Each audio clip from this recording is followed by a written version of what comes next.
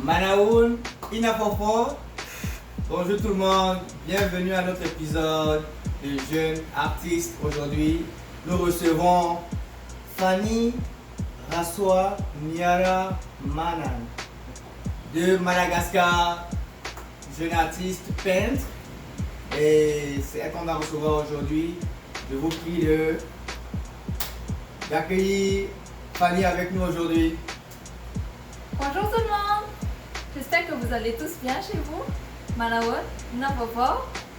Ça c'est quoi de neuf en malgache. Donc, Salut, ça fait vraiment plaisir d'être ici. Et puis, j'aimerais juste, on pourra visiter tes peintures au fur et à mesure qu'on ira dans la conversation. Mais surtout, savoir, ça fait combien de temps que tu es arrivé au Canada? Ça fait 4 ans maintenant, 3 ans et demi, 3 ans et demi, 4 ans maintenant. Oh, c'est bon ça. Depuis Madagascar? Ah oui. Oh. Ben, j'ai visité Madagascar la dernière fois l'année dernière. Quand même. Ok. Oui. Mais qu'est-ce qui t'a vraiment amené dans la peinture avec tout ce que je peux voir autour? Comme depuis toute petite, j'ai toujours aimé la peinture. Ouais. J'ai toujours aimé peindre, faire des illustrations, dessiner. Ok. Donc j'ai toujours continué ça. Mais à un moment donné dans ma vie, je me suis dit pourquoi pas tenter ma chance, aller ailleurs. J'avais le choix entre aller ici ou bien aller en France. Ok. Mais je me suis décidée que j'allais aller au Canada, spécialement au Moncton parce que c'est une ville bilingue et aussi c'est une ville assez chaleureuse pour le monde ici. Ok. Mais est-ce que ton côté vraiment malgache influence tes peintures ou bien ça te vient juste de façon intuitive de commencer une peinture? Est-ce qu'il y a des influences de ta culture dans tes peintures? Je pense du côté de la couleur et aussi quand on me demande surtout de faire juste dessiner un portrait, je dessine automatiquement des portraits malgaches, des images de malgaches. Vraiment? Oui. Donc tu peux t'envoyer ma photo, C'est quand je t'envoie une naturellement. photo et puis tu peux la refaire? Oui. Waouh! Ouais. Mais en tout cas, si j'ai un modèle ou comme si j'ai une idée de quelqu'un à dessiner, je dessine vraiment la personne, mais Ouais. naturellement je dessine des malgaches ou bien une image comme plus de Ouais. malgache. Waouh! Et puis, mais ça a vraiment commencé quand, à partir du moment où tu t'es dit, oh, je suis une artiste, quand est-ce que tu as réalisé que tu étais vraiment prête à te lancer dans... Il n'y avait pas un grand déclic, Ok. mais à Madagascar, il y avait des groupes d'amis qui faisaient de la peinture et des dessins avec nous. Donc j'ai commencé par faire des expositions collectives. Ok. Et après ça, j'ai fait des expos. Avant de partir à Madagascar, j'ai fait une exposition individuelle en 2016. Wow. Et ensuite, ça marchait petit à petit. J'ai aussi fait du design. J'ai fait des projets dans le but d'aider des femmes, Ok. des jeunes femmes. Wow, Et ça, donc c'est les super, ça. former dans le domaine de la créativité, faire du recyclage. Je sais pas, les hommes aussi en ont besoin. Ah oui. Tout le monde a besoin d'une passion Ouais. de créer Wow. des choses. Wow. Et puis aujourd'hui, tu continues juste à le faire, juste comme activité sur le côté. Est-ce que tu as un autre travail? Comment tu t'occupes? Est-ce que tu passes ton temps à dessiner ou alors... Donc je le fais surtout à temps partiel comme passion maintenant, vraiment pour passer mon temps. Mais à part ça, je travaille quand même. Je cherche un job à temps plein maintenant, mais oui, je travaille. Ah, c'est bon ça. Moi, c'est un bon passe-temps de toutes les façons. C'est un passion aussi. À un moment donné, j'ai eu l'opportunité d'être professeur d'art visuel. Ok. Avec les enfants au Boys and Girls Club à Moncton. Oui. J'ai aussi fait beaucoup de bénévolat et comme coacher des enfants pour faire de la peinture et tout ça. Ouais. Oui. Waouh. Ça fait beaucoup de choses, ça là. Oui. Ces peintures-là, c'est des peintures qui représentent surtout la diversité des malgaches, des femmes malgaches, je pense. Donc, le peuple malgache, c'est un peuple très métissé. Ok. Donc, il y a cheveux plus crépus, avec des longs cheveux, des cheveux plus raides. Donc c'est ça. Il y a aussi le côté où leur visage, donc le visage où ils ont le nez plus pointu ou bien les nez plus plates et les yeux plus clippés ou bien les plus grands yeux. Donc ça représente vraiment la diversité des Malgaches avec leur culture. Il y en a qui se couvrent les cheveux principalement, il y en a qui les montrent avec les cheveux plus comme... Ok. Oui.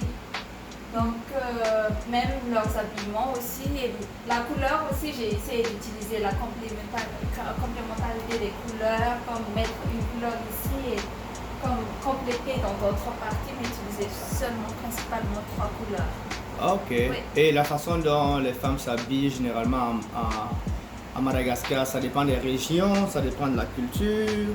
Oui, principalement ça dépend des régions à Madagascar pour l'habit traditionnel, mais en général on s'habille surtout comme son Ouais. occidental. Ok. Et est-ce que tu peux nous dire un peu plus sur ton parcours académique? Oui, donc une fois arrivée ici à l'université de Moncton, j'ai étudié en baccalauréat appliqué en design d'intérieur à l'université. Oh. Oui. Pour combien d'années? C'est Pour 4 ans? 4 ans. Oui. Oui, c'est un programme très passionnant et enrichissant dans le domaine de l'architecture et la décoration en même temps. Ok, mais c'est une sorte d'art. Oui, c'est de l'art. On ne sort pas là-dedans. On Non. est les là-dedans, on ne sort pas.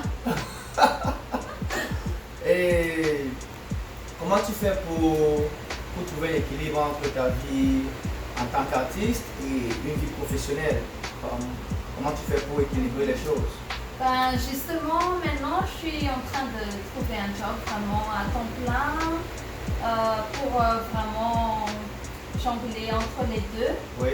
Je pense que c'est un petit souci pour tous les artistes aussi, mais je cherche et je tiens à chercher quelque chose qui me passionne, Oui. surtout dans le domaine de la communication, vraiment toujours être en contact avec le monde à l'extérieur et aussi Oui. jongler sur ce qui me passionne, même le faire à temps plein pendant les fins de semaine et tout ça aussi. Ok. Ouais, c'est super intéressant. Surtout rester toujours en contact avec les gens. Oui, tout à fait. Ça, c'est quelque chose que peut-être maintenant avec la situation actuelle un peu moins, mais éventuellement c'est quelque chose qui est toujours bien pour soi et puis peut-être partager ton art aussi quand tu rencontres des gens et puis... Et tu sais, être en contact avec les gens, c'est faisable même Oui. sur les réseaux sociaux. Exact. C'est ce qu'on fait maintenant. Ouais. Évidemment, bien sûr. Et quel conseil donnerais-tu à quelqu'un qui est en train de commencer ou qui aimerait commencer à dessiner ou bien juste commencer dans l'art en général peut-être? Il ne faut jamais s'arrêter.